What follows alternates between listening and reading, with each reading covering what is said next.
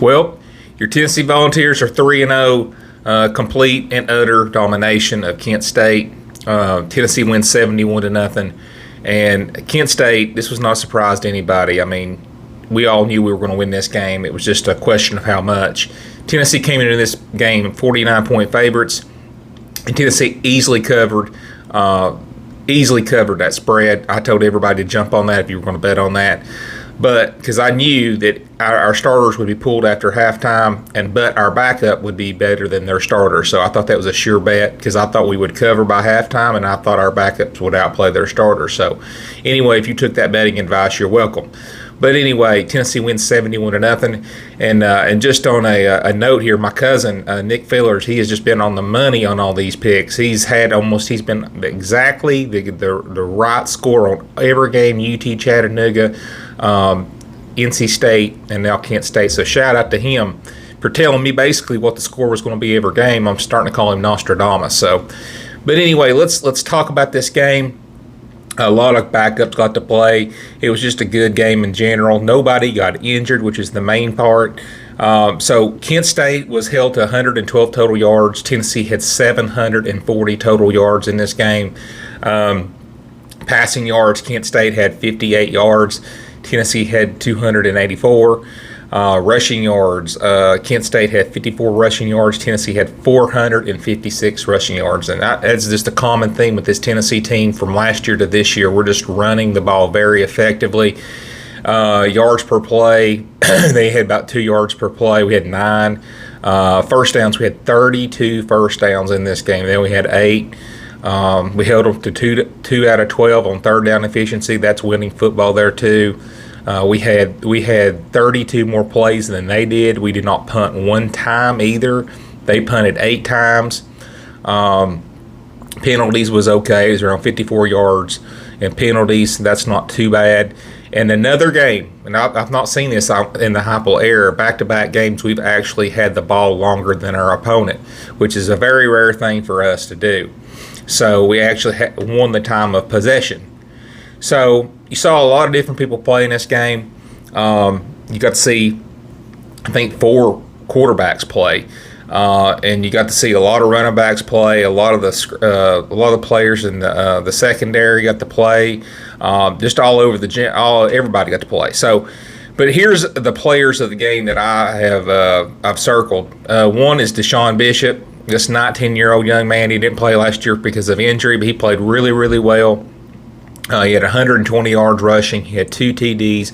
He averaged 17.1. That was his carry per average in this game. So every time he touched it, he averaged 17 yards. I thought he played a really good game.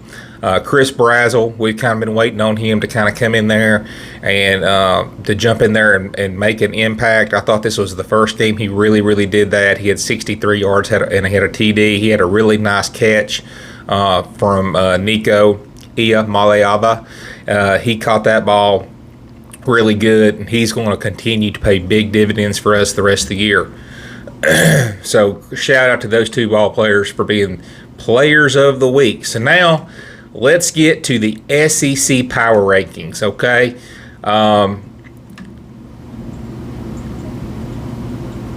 Let's start here. We're going to go from last to first this week. We're going to do it different. Mississippi State is 16. They are just awful. Bless their hearts. They lost to a bad Toledo team. Toledo actually had the ball 15 more minutes than Mississippi State did in this game. Mississippi State's a mess. If you're a Mississippi State fan, just turn the TV off for the rest of the year because it's going to get ugly.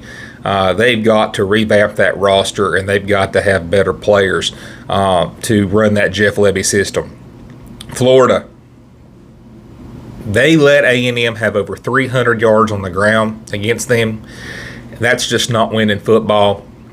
I'm be surprised if Napier even gets to the Tennessee game. I mean, the way they're going, they're playing worse and worse every game. Fan base hates him, and they're awful defensively. They're awful offensively. There's just nothing really good to say about Florida right now. So Florida's at 15. 14, Kentucky. Man, you talking about a game that surprised me. I mean, Kentucky got absolutely dominated the week before by a very average to bad South Carolina team. And then they come out and almost beat the number 1 team in the country, outplayed them, really. I mean, they limited Georgia to around 100 yards rushing, and that front seven really got after Georgia, rushing the ball. I think they had over 200 yards rushing. I'm not 100% sure on that, but I think they had like 200 yards rushing against that Georgia defense. That's a yo moment right there. I mean, that's big-time football. I thought Kentucky played amazing. They really come to play, and I have to give them a shout-out, so I did move them up 2 spots. Vanderbilt at 13. They got their first loss of the year. I said, last week when I was talking about the recap last week, I said they got Georgia State coming up this week. They need to be careful because I thought Georgia State was a pretty decent team. They're not a group of 4 team and a group of 4 conference, but Georgia State has a lot of players from big schools that have transferred there, so they're very talented, and they got Vandy. Diego Pavia needs more help. He does not have enough help right now. He needs somebody to help him out offensively because right now he's a one-man show on offense. So Vandy at 13. I've got Auburn up this week 1 spot at 12. Hank Brown came in. He's their quarterback, I guess, for the foreseeable future, I would assume. He took over for Peyton Thorne. Peyton Thorne was an interception machine. Hank Brown threw for 4 TDs. He had 0 interceptions, and they beat New Mexico 45-19. Still worried about Auburn. No, they gave up way too many yards through the air.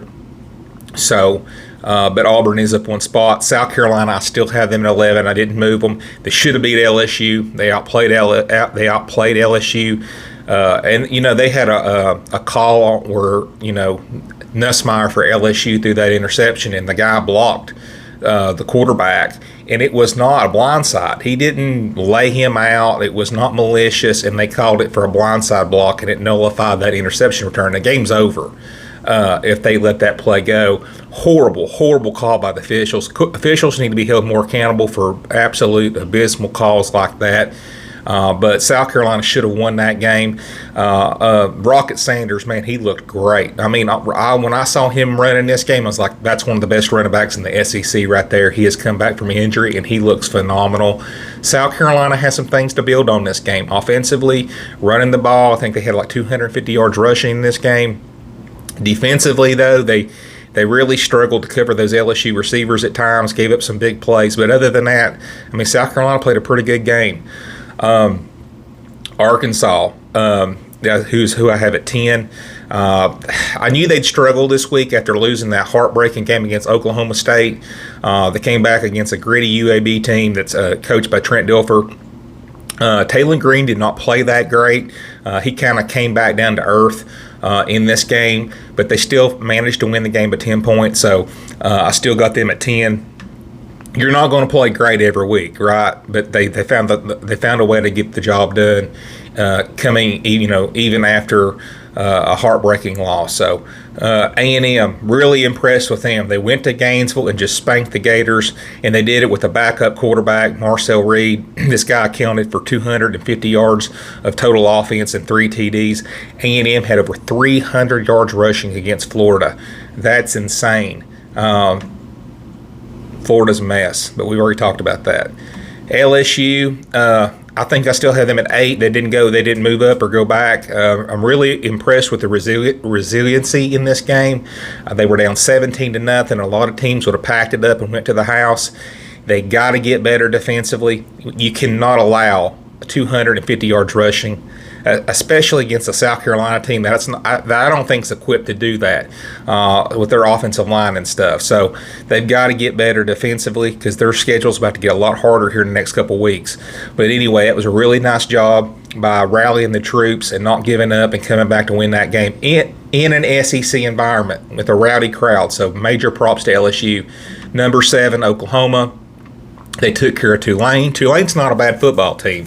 And you had Tennessee on the schedule the next week, so it'd been easy to look ahead to the Tennessee game. Defensively, they're still looking really stout. Danny Stutzman might be the best LB in the SEC, but they got to get better offensively. Offensively, they look very, meh. not nothing impressive, and they're going to have to put up more points if they want to beat Tennessee next weekend. Missouri, they looked okay. Boston College is a pretty darn good football team, and Bill O'Brien's a really good coach for Boston College. Missouri didn't bring their A game, but they played good enough to win. They won 27-21. They got to clean up the penalties. I think at one point there was a situation where it was like 2nd and 62 or something, so they got to be more disciplined. But other than that, I thought Missouri took care of a team that had nothing to lose to come in there and beat them. They took care of business, so I kept them at 6. Okay, so I'm going to make Georgia fans really, really mad right now. And it might be a little bit of an overreaction, but I moved them from 2 to 5. I've got them at 5. They only had 102 yards rushing in this game. I thought Kentucky kind of dominated this game in the trenches. Still really worried about Georgia's receivers connection with Beck. That was the one thing that I talked about in the Georgia preview of their season. I was worried about, if the running game's kind of shut down, can Carson Beck rely on those receivers to win them a game? And they did win this game. They found a way to get this win. So shout out to Georgia for finding a way in an SEC stadium. It doesn't matter who you play in the SEC when it's on the road. It's a hard game. So major props for them finding a way to come back and beat a Kentucky team that had nothing to lose, and they played with their hair on fire. But I dropped them to 5. They didn't play very well. I think Kentucky had more first downs in this game than Georgia did. They had 11 more first downs, actually. So they got to play better than that, and Georgia will.